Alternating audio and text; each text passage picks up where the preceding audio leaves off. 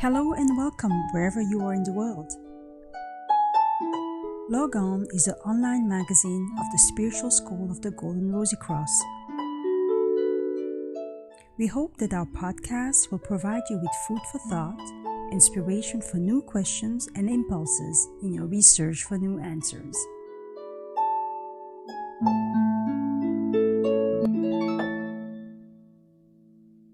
Come on, Soulomon, hurry up!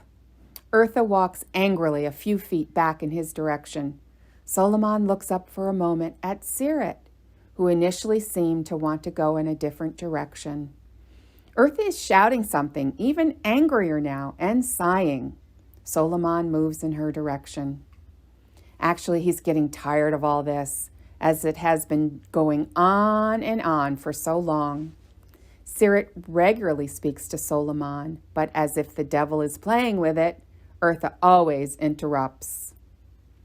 Eartha seems to talk and never cease, and Soulomon would give anything if she would keep her mouth shut. He has tried to explain things to Eartha, but she doesn't believe in Sirit. She doesn't seem to see her, and that's probably because she's always looking at the ground. Sirit floats quite a bit above Soulomon, although she seems to be a bit closer lately.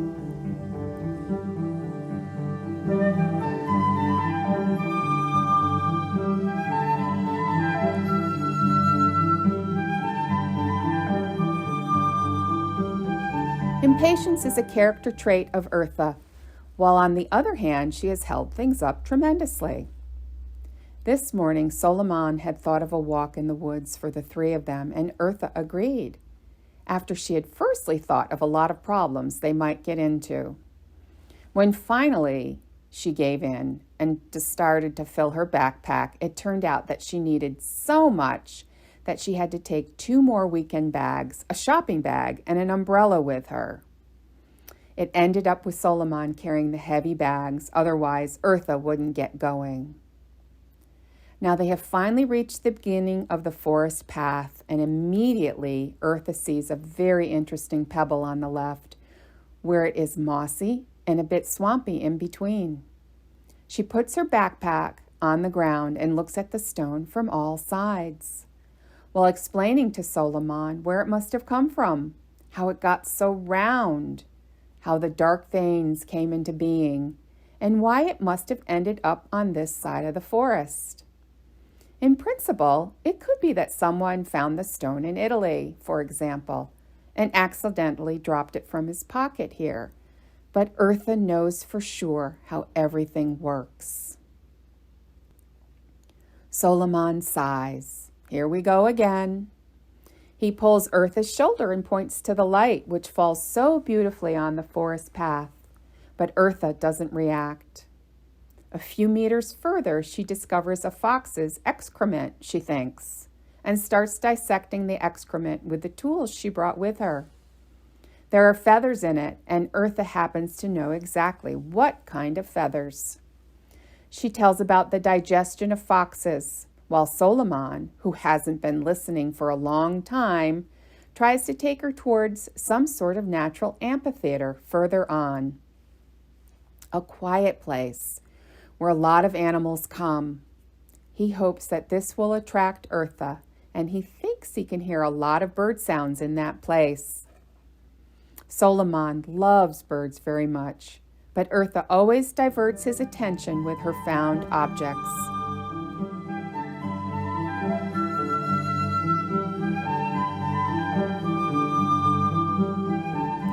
Soulomon repeated announcement that there will be many animals is attracted enough for Eartha. For a while she even whistles, although on the way she picks up everything she wants to inform him about later. The amphitheater is a long way away, and by the time they get there, Eartha has become very tired. She falls asleep and doesn't see any of the curious deer, rabbits, and squirrels frolicking around her.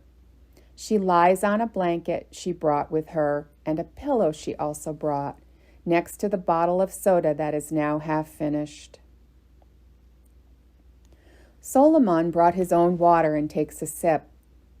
Now that Eartha is asleep, Sirit comes very close to him, even though she never touches the ground. Birds fly in, and the whole world seems full of blossoms and birdsong. Sirit talks for a long time, and everything she now says penetrates deep into Soulomon being, although he cannot remember the words.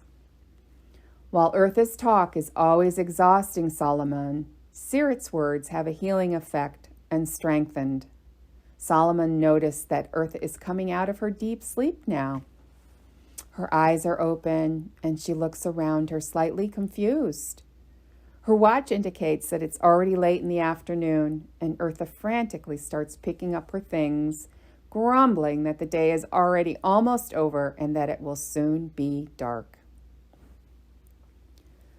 Soulomon wants to follow the direction pointed out by Sirit back home, but Eartha protests vehemently. She refuses to go along because she is very sure they have to go that way.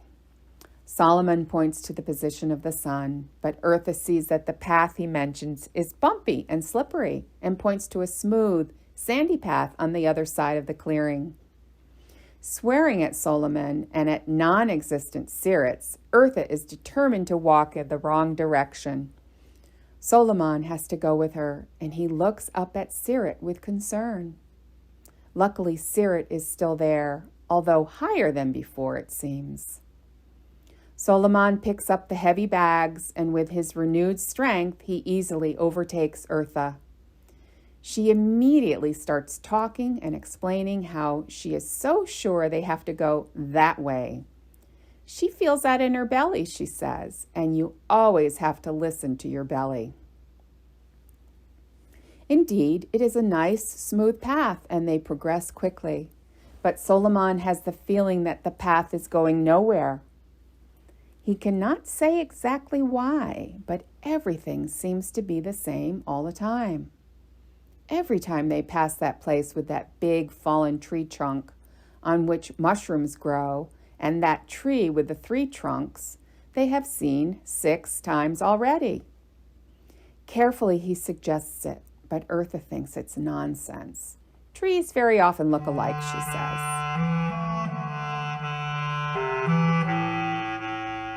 The wind suddenly starts blowing, and every now and then a drop seems to fall. It gets darker, but Eartha doesn't seem to notice. She walks stubbornly until she really gets wet. Then she starts a long rant about how they shouldn't have gone to that amphitheater, how they might as well have made a little detour where they would have been enough to look at and to take along with them. How difficult Soulomon always is, and how terribly tired Eartha gets of him. She wants to go back now, and hesitantly, Soulomon turns around with a nasty premonition. And indeed, on the way back, as it gets darker and darker and rains harder and harder, everything on the path stays the same. Eventually, even Eartha realizes they won't get on like this. She sits down on that tree trunk with the mushrooms and thinks for 2 seconds. She points to the right side of the path where there is an opening that could be the beginning of a path.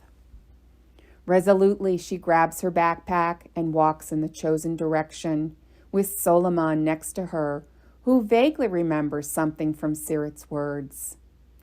He can't interpret them exactly, but he does know that this has to happen.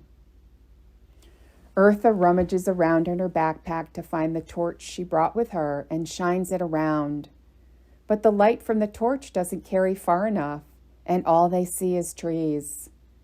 But they can still distinguish the path for as long as it exists. Suddenly it stops, and they stand in the middle of a dark forest in the pouring rain, while the wind has long since broken the umbrella. Eartha is now completely lost and doesn't seem herself anymore. She actually keeps her mouth shut, and now she really looks around. There she sees nothing but woods, and to make matters worse, The battery of the torch starts to run out. Desperately, she looks at Soulomon, and suddenly her voice sounds like that of an old woman at the end of her life. Life sucks, she says. She gives up. But giving up doesn't help, and no matter how much Eartha tries not to be there in that awful situation, she's still there. Soulomon is silent because Eartha cannot be helped. The situation is getting worse and worse because now they can't even see the little path they've come over. Nothing left to do but to be here. Eartha searches in her misery for something to hold on to, but she doesn't find it. All tree trunks are cold and slippery, and the branches are bare. Eartha even looks up a few times, and when the rain subsides, she suddenly sees a ray of light through the dark cloud cover. It's Sirit.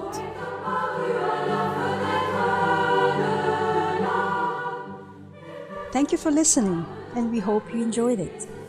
If you wish to support us in reaching more people, like our posts, rate us with 5 stars on iTunes, leave a positive comment where you can, or share our content on your social media.